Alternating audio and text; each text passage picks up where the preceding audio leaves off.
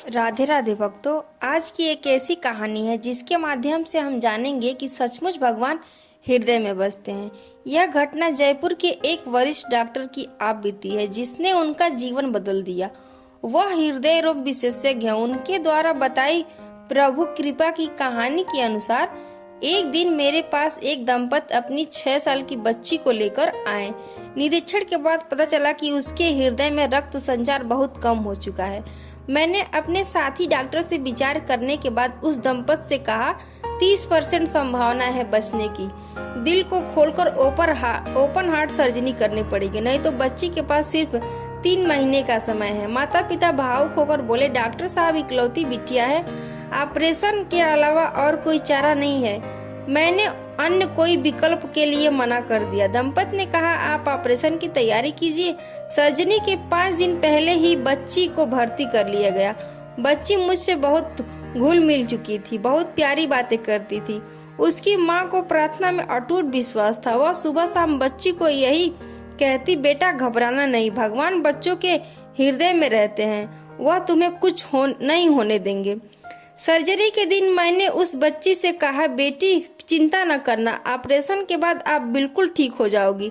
बच्ची ने कहा, डॉक्टर अंकल मैं बिल्कुल नहीं डर रही, क्योंकि मेरे हृदय में भगवान रहते हैं। पर आप जब मेरा हार्ट ओपन करोगे तो देखकर बताना भगवान दिखते कैसे हैं। मैं उसकी बात पर मुस्कुरा उठा। ऑपरेशन के दौरान पता चल गया कि कुछ नहीं हो सकता, बच्ची को बचाना असंभव है। दिल में खून का एक कतरा भी नहीं आ रहा था। निराश होकर मैंने अपने साथी डॉक्टर से वापस दिल को स्टिच करने का आदेश दिया।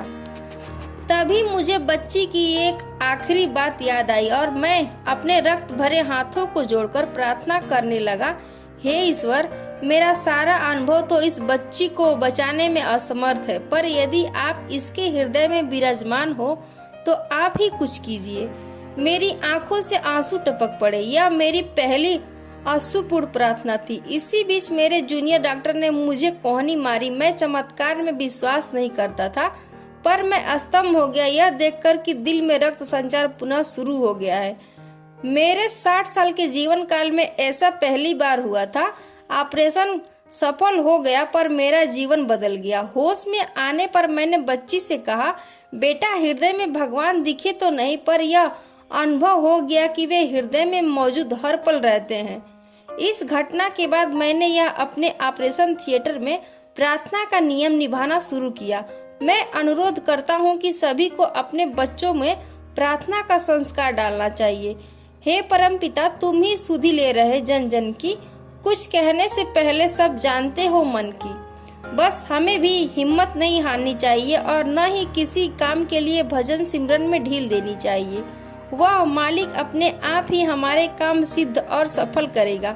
इसीलिए हमें भी मन से हार नहीं माननी चाहिए और निरंतर अभ्यास करते रहना चाहिए। जय श्री सीताराम।